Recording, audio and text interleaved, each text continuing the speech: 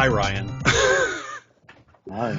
It's been a while since we talked about stuff. Movies are out, which is great. I think you would agree. TV is ending, which is not great, but it's not great that it's ending. Not that the TV is not necessarily not great. Let's talk about a couple movies that have come out this week, actually. One we're kind of the audience for, and one we're not necessarily the audience for. That would be Where the Crawdads Sing and Marcel the Shell with Shoes On. And I want to end with Marcel. So let's talk about Where the Crawdads Sing. Based on a very popular book, a pick by Reese Witherspoon for her book club. And she is an executive producer or a producer, one of the two. She's making the movie. Let's put it that way. This movie's not being made without Reese Witherspoon being involved. Directed by Olivia Newman, starring one of our favorite young actressi, Daisy Edgar-Jones, who Love her. Doesn't it just feel like this year it's her year? Like a couple years ago, it was Anya Taylor-Joy's year. You know what I mean? It's so we'll see how next year goes. But we're both terribly impressed with her thus far. I don't care about the male leads in this because they're entirely irrelevant to me. And in terms of the story, they're kind of irrelevant as well. She plays a young lady who lives in the marsh, in a backwater town in North Carolina, who has a mom and a drunken, abusive father and 3 or 4 siblings, all of who abandon her, starting with her mom. And then over the years, her older siblings leave. And then it's just her and her dad because she's the youngest. And then eventually he leaves and doesn't come back. Is he dead? Did he leave? We don't know. Did he get eaten by? Who knows? Who knows what happened to dad? But she's left to fend for herself as a 10, 11-year-old, 12-year-old girl in the marsh. Constantly staying one step ahead of the law being family services, who want to take her away and put her in a group home. And it's about her and how she survives and how she meets a boy that used to fish with one of her older brothers, and then he leaves after years, and then there's another guy, and then there's a murder. So this whole thing is a murder movie, really. It's a murder mystery. This is Murder, She Wrote, except this is Murder, She Drew, because she does art. It's okay. Where are you at? What is your headspace on Where the Crawdads Sing? Well, I think first of all, it's important to note that the reason why everyone leaves her and abandons her is because her father is so abusive that yes, that they can't stay there. And it's kind of a, I don't know if it, I think it is. I think they feel like it's a life or death thing. So it's not that they just leave her, without cause. Right. It's a survival thing. And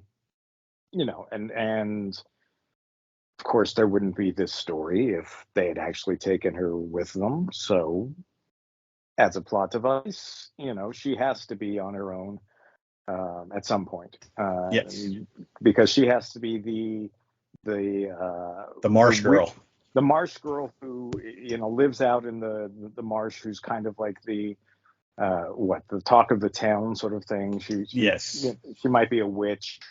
She might be she might not even be fully human. She might be part animal and be anyway. Yeah. Let's be clear. This is in the 1950s / 60s. Yeah. So this isn't now. But even now, this sort of thing happens, just maybe not in the same regard. Right. She's forced to rely. There's a black couple who runs a store, who are among the only, if not the only, people who will help her out, because they don't really hit on this as heavily in the movie as maybe I would have liked, but obviously because they're in a situation where they're being watched and persecuted to a certain extent as well. Yes. I think that, and I got was told that I was speaking leftist hate speech yesterday when I said that I didn't think the film hit on the inequalities quite as it could have. It feels like it went a little soft glove. So to be clear, you were engaging in leftist hate speech because there wasn't enough victimhood in this movie, according to you. Is that the idea?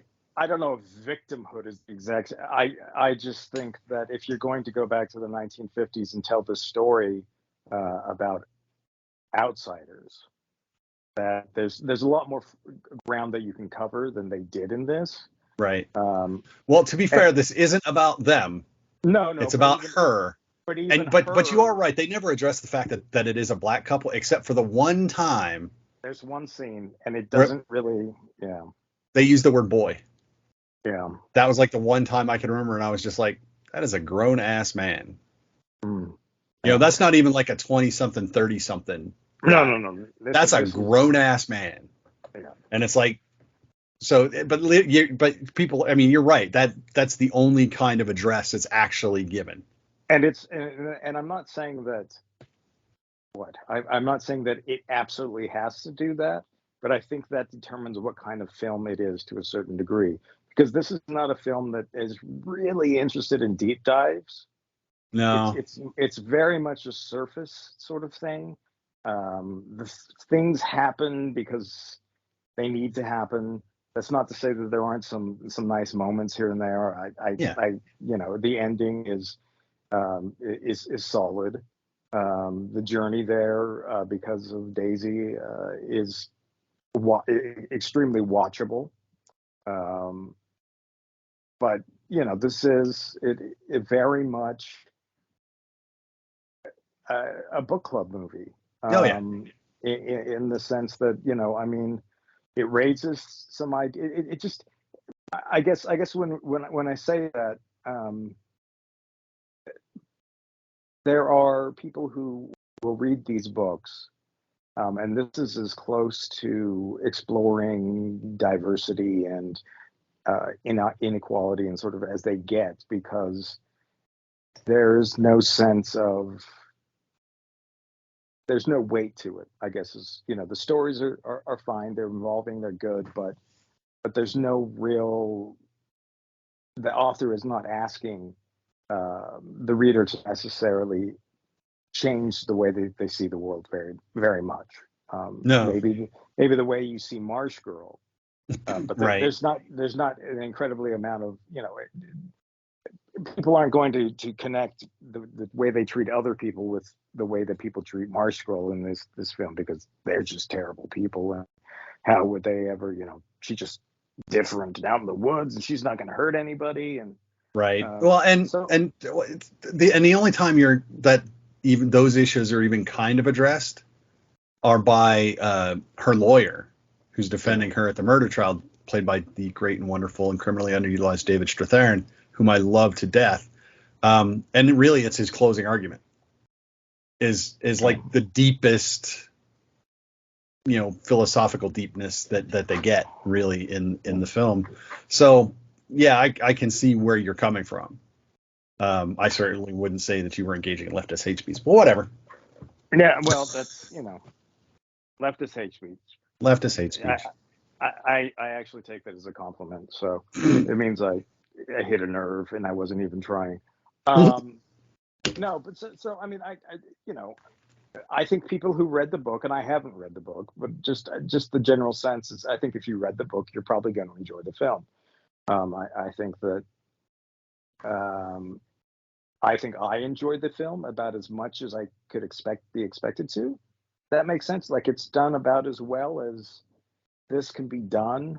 It's got a glass ceiling that it hits, right? Because for me, it yeah. I get it. Again, we're not the target audience. A lot of the target audience was in our screening. Yes. And there was, I mean, even though they were waiting around to pick up their cell phones, which the studio took before the screening, there was a lot of animated conversation. Yeah. So clearly they had read the source material. And then afterwards. and I don't want to make it sound like I'm anti-book club, because I'm not. I think it's great that, people are reading and discussing and talking about these things. I Yes. guess I would just wish that they would do the step that goes a little bit further, but that's just me. Right. As far as what they're diving into. But no, um, I could be talked into watching it again because of a particular actress. But you're right, the men in the film are very tropey. They're not really, one's kind of a playboy, one's kind of a brokenhearted. Yeah, I don't know, but they're not very well defined, except for by, I guess, a couple of them. Except by their role. Yeah. They So the way I put this, the love story here isn't between Kaya, our heroine, and Tate, who is her brother's friend, her early love, or Kaya and Chase, the guy who winds up being murdered, who she winds up being on trial for murder for. The it's between her and the Marsh. The love story is between Kaya and the Marsh, and the Marsh is arguably more developed than either of those two men. yeah, I wish on that regard, I wish that I saw it a little more through her eyes. I think we get kind of hints of it. We see her Yeah. drawing a lot of things, but we don't necessarily see her kind of, because she's always drawing in a removed place. She's drawing indoors, or I don't know. It's just I never feel like I really got into her head and her gaze and really understood the way that she saw the beauty of the marsh. I mean, Right. I And know that even I then, know that she even did. that look is not that deep Yeah. in the So film. But like I said, the closest they got then was the first time she yeah, went up in that fire watch tower or whatever it was. And yeah, she saw the marsh from above, and she could see, the horizon and not just the trees, and you could see the awe in her face. But then that's it, then it's back to the ground level. yeah. And so it's a very weird. I mean, it's not unenjoyable, No. but it is, it's Lifetime, it's Hallmark, it's that level. It's kind of fluff. I don't want to say feel good entertainment, because that's not accurate. But it's just, it's just this little piece of stuff to entertain you for 2 hours. And that's really all it is. That doesn't make it bad, but you're right. It does have a glass ceiling on it. It's only so good this movie is going to be. And for that, it's probably about as good as it can be. Yeah. So, I did make a quick comparison of this to Fried Green Tomatoes, Sure. kind of in construction and a little bit in tone, but this is actually kind of narratively slower. Fried Green Tomatoes, there's always something happening. Sure. Something is always going Yeah. on, and that's not the case here. So this is a much slower film in that regard, but there's a lot of similarities, tonal similarities, I guess, and construction, because again, we've got the murder trial and circumstantial everything and blah blah blah.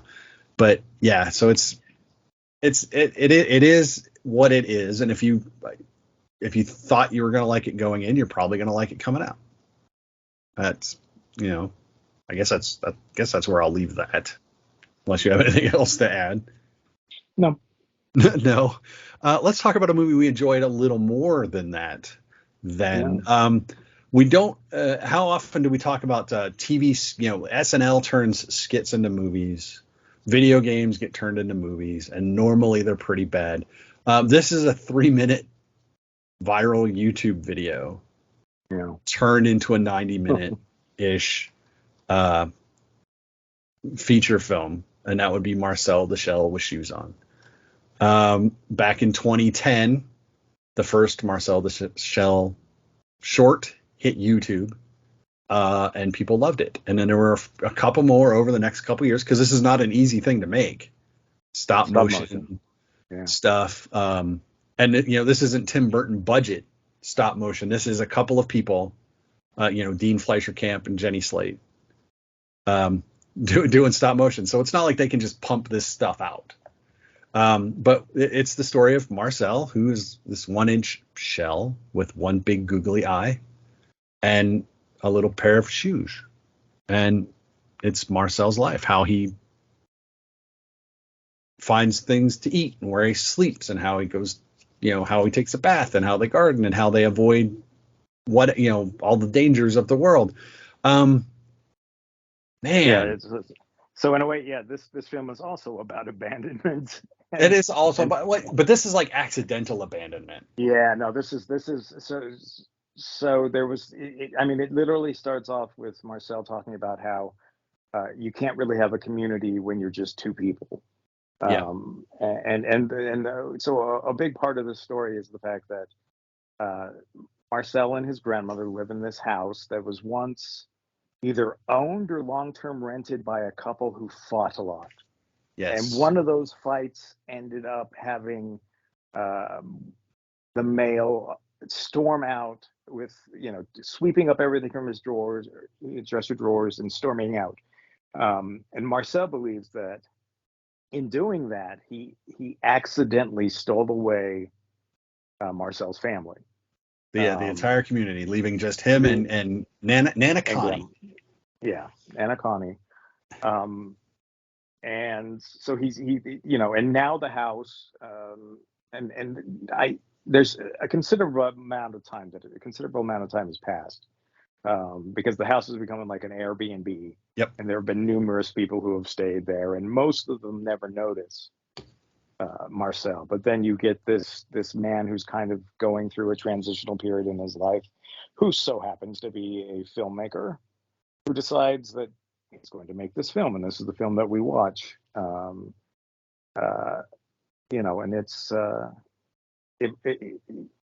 it's hard to explain how smart the movie is, or at least there's an innocence that Marcel has, and so he will say things that are, to him, not nearly as profound as they actually are. And he says a lot of things that you're like, whoa, yeah. Yeah. It's a family film. It's an art house film. It's experimental in a lot of ways. Mm-hmm. The animation stuff they do is very it's all real. It's not like computer generated things. No, it is practical. Everything's practical. Yeah, and then whether it's practical real time or practical stop motion, it turns into a critique of going viral and what that means, and what people, it's a pretty powerful social critique about. Well, the phrase that comes to mind is #activism.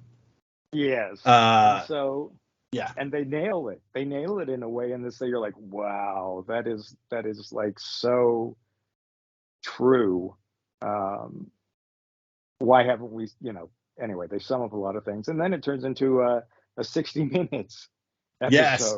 Leslie Stahl. That's not a complaint. She's fearless. It's not a complaint. It's like, there's almost like 3 sections to the film, I suppose. It's not broken up in that way, but there's, the first is the introduction. Is Dean learning about Marcel's life, and then the world learning about Marcel, and then Marcel, the whole 60 minutes. Yeah.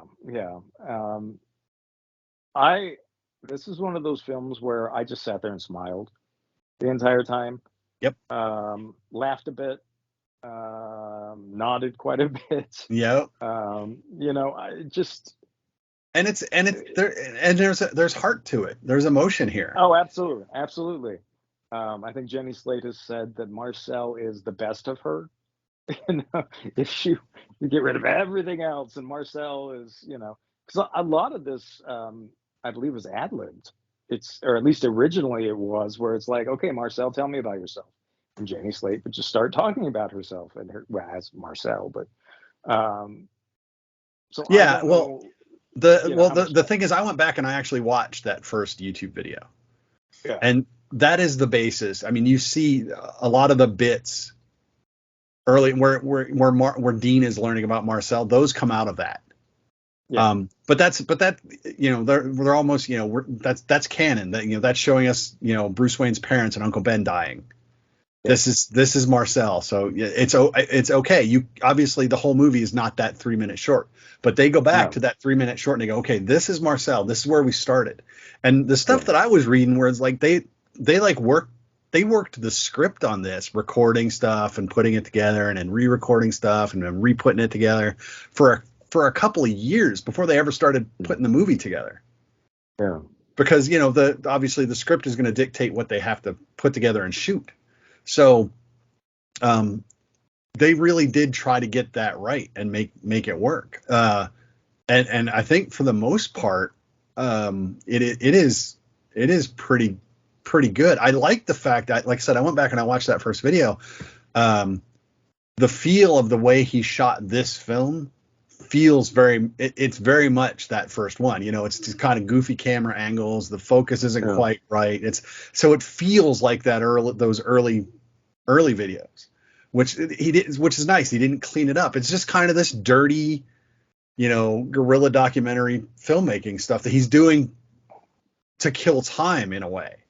So it's not like he is more concerned about figuring out Marcel than he is framing Marcel and what, you know, getting the lighting right or whatever, you know. So it feels legit. It feels real, even though, you know, it's just about this dumb little shell with shoes and a big googly eye. But it's just so it feels true all the way through. And I think that's why the rest of it, why those little nuggets that Marcel continually drops just hit so good, because everything else you just feel like, yeah, I'm just sitting here talking to Marcel, and Marcel drops a pearl and you're like, damn, Marcel nailed it. So Nana Connie is voiced by Isabella Rossellini, which is awesome. Yeah. I love that she's like from the old country, from the garage, and she got brought into the house in a coat pocket. So she always longs for the days back in the old country, which is the garage. Which it's just, but it's just this small scale version of like every family. Yeah. It's like, oh yeah, grandma grew up here. Well, not so much now. I mean, but like, but it's still there. Everyone's got that family member that's not quote unquote from here. And there's always a thing, and there's always someone with an accent. There's always a miscommunication. There's always a different understanding of here and now. And Marcel is just constantly trying to live within that. Even though he knows it's not necessarily, that's just Nana Connie. And then, Nana keeps trying to push her, or push Marcel to do, because Marcel doesn't want to do the 60 minutes thing when they call and say, we want to do your story, which is hilarious. And so that whole bit is like just terribly moving, because what's happening and Marcel doesn't. Yeah. Well, And you're just like, oh, this is just not going to end well. And then it doesn't. But you're not sad, but you're sad for Marcel. Sure, but I think one thing that that you're hitting on here that I think is important is that quite often you as an audience feel like you're the one doing the filming, and because you know the way the world works more than Marcel does, there are moments where you're like, Marcel, you're going to be disappointed, but I guess you need to learn this. So let's go ahead and let you learn this.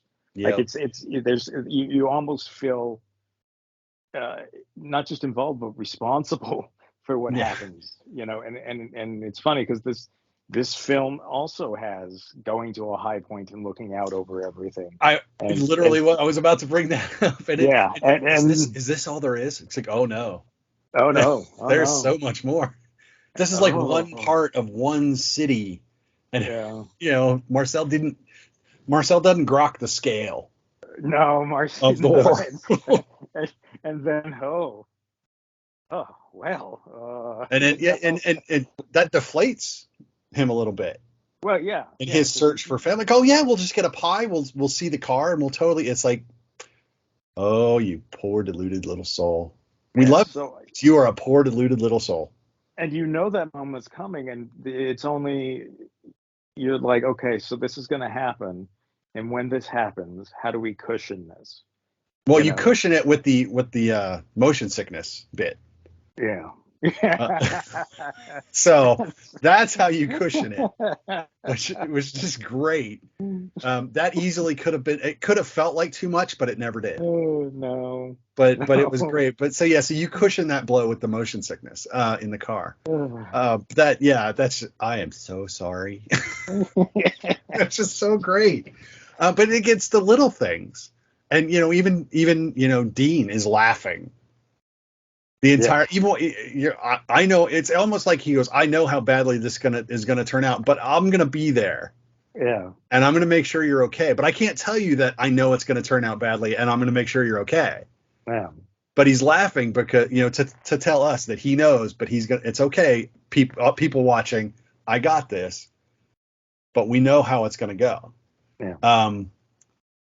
My wife had an ending she would have preferred on this, and I don't want to say what it was because then it'll kind of ruin the ending. But I kind of agree with her. But I kind of like the way it ended now. The way it ended this. Yeah. There's an easy ending they could have gone with that I'm glad they didn't. Let's put it that way. Yeah, there's so many directions you could go with this one, really. Um, and I'm okay with where they went. Oh yeah, Um, it's further absurdity to a certain extent, yeah, a little bit. but But yeah, the one thing, can we agree that we do not need Marcel too no, I don't think we do. No, no, I ever? don't think we. I think you could. No, I think it captured everything. Um, Yeah, I don't just no. Yeah, it if just if if you were to do, like, I would almost say, if you did do any continuation, it would have to be a 3 minute short. Like, I know, right? Like if you do like one episode a month on YouTube for 3 to 5 like minutes, sure, reverting back to what it right? was. But that's it. We do not need another movie. No, I don't think so. Um, but I might have to go and buy myself the little, Oh my um, God, I saw that the A24. yeah, the A24 Yes. little metal Marcel. Yeah, shipping in Uh, August. I'm debating. I'm yeah, debating. I am I'm so tempted to get that. because I Uh, think that you almost have to have that on your shelf, I know, right? because then when life really sucks and things are you're totally turned against you, you can look at Marcel and go, "You What would understand, Marcel huh? do? Marcel, you get this, right? You understand. You got okay. All right." Yeah, we're good. I know. I'm right there with you. I am 100% right there with you. Um, wow. Yeah. So two weirdly similar yet completely different films this week. Um, Marcel actually opens. Oh, it did open nationwide on Yeah, this yeah. Friday, so that's good.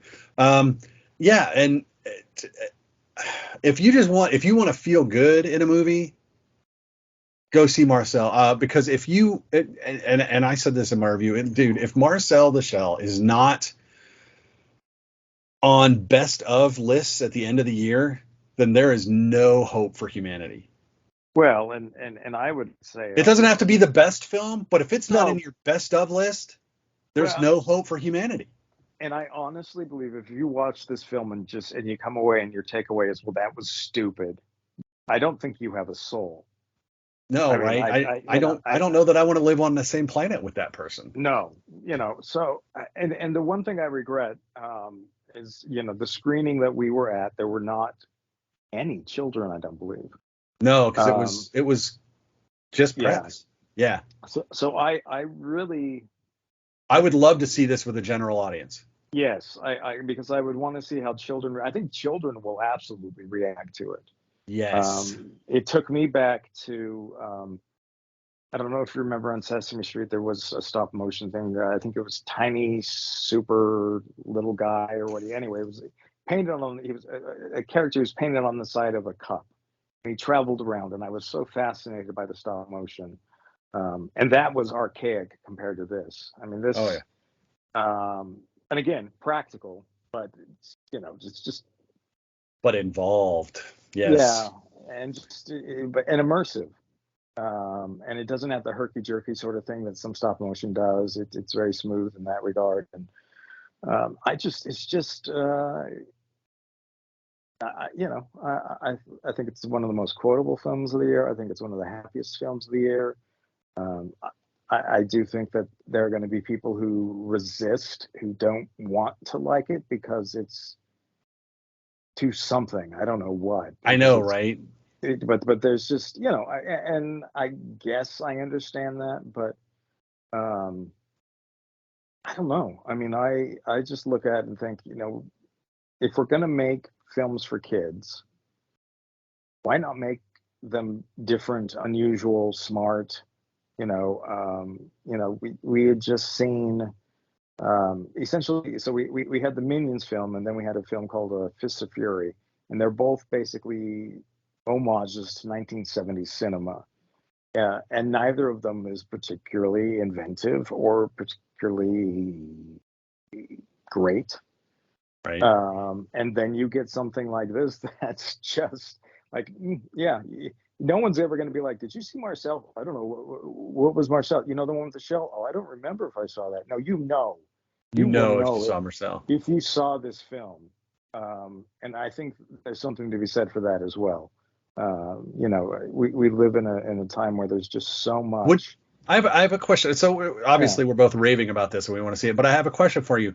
Sure. Would you consider this come award season as an animated film? And or do you believe that certain organizations would categorize it that way specifically because of the way the movie makes them feel?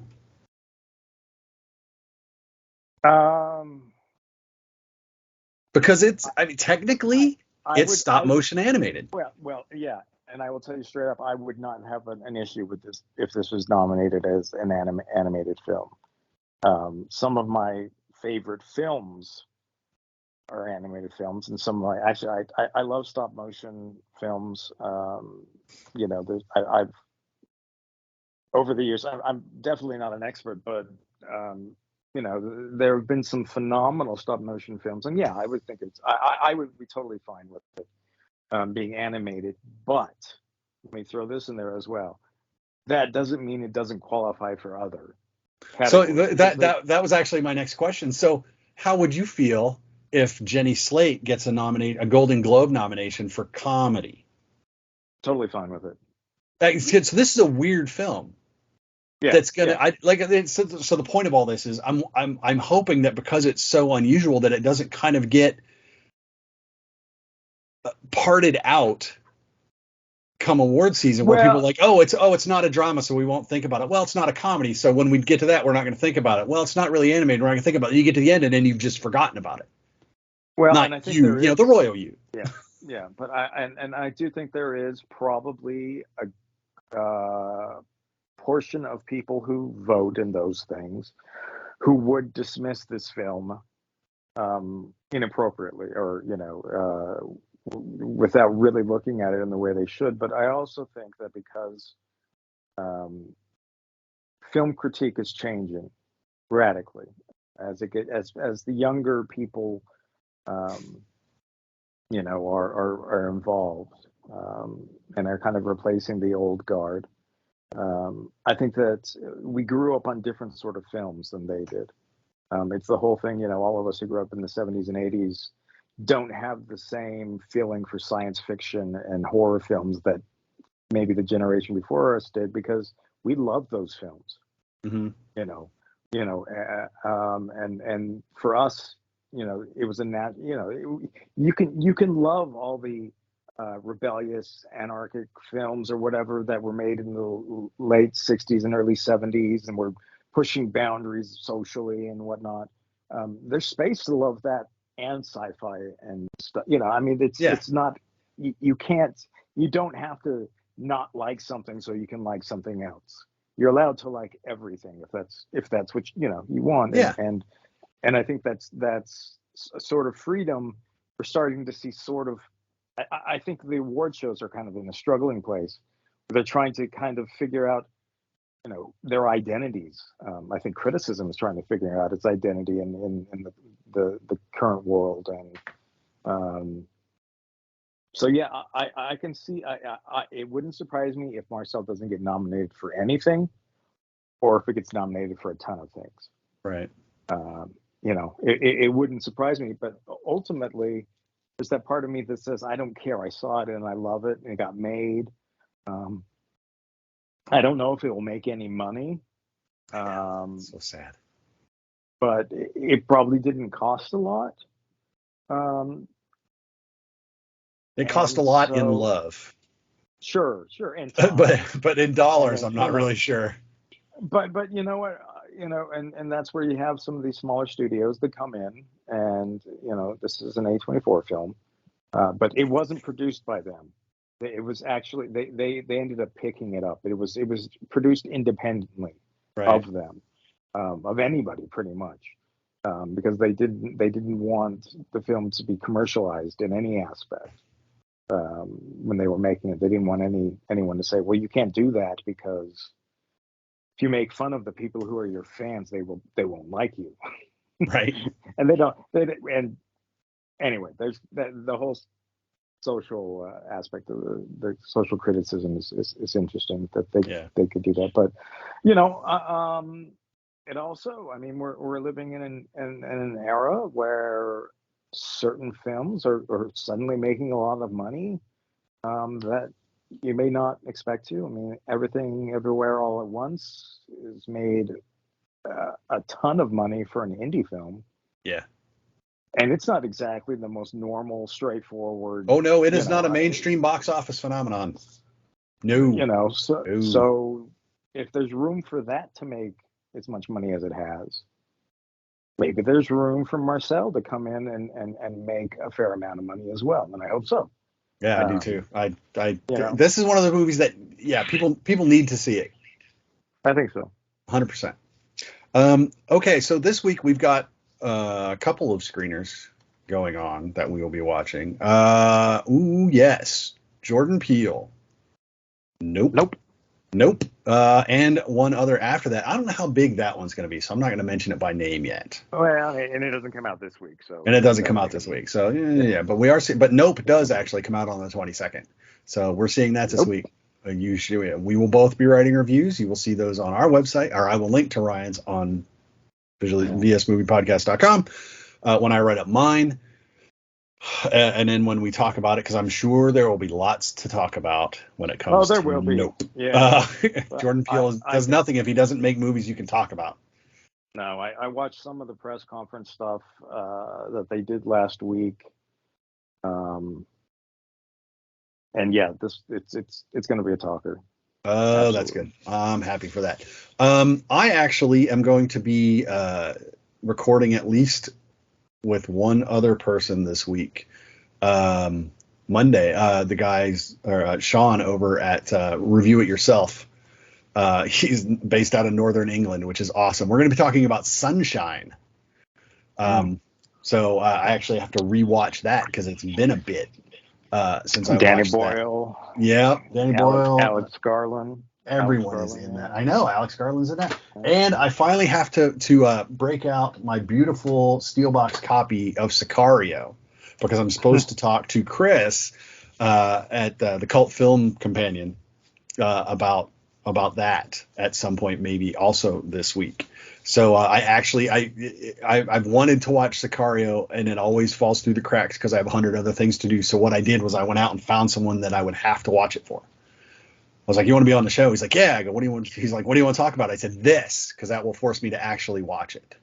And I can't put it off anymore. So now I've forced myself to watch the movie that I want to watch. I'm using this to my own advantage. I totally get that, actually. So yeah, hopefully I'll be doing that this week. We got those two screenings this week.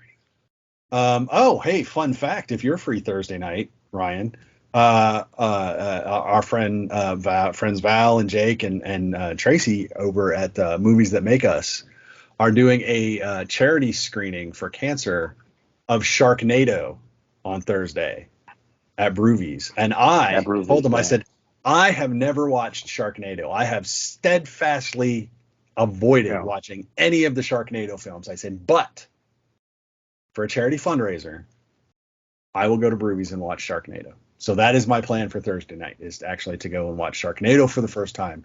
I anticipate terrible tweets coming out of that. We'll see how that goes. But yeah, that's a fun week. But no, the big stuff is going to be Wednesday when we watch Nope. Like I said, that should be fun to talk about.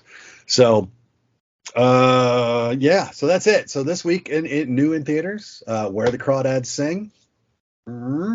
Marcel the Shell with Shoes On. Yes. Good stuff. Yeah, that's all we're going to talk about this week. We're going to talk about more stuff next week. So stay with us. Stay safe. Be good. Don't forget to like us, follow us on social media at VS Movie Podcast. You know how that works, so please do it. And until we get back to you, I am Mark. That is Ryan. Bye, Ryan. See you guys. And we'll talk to you all later. Bye-bye.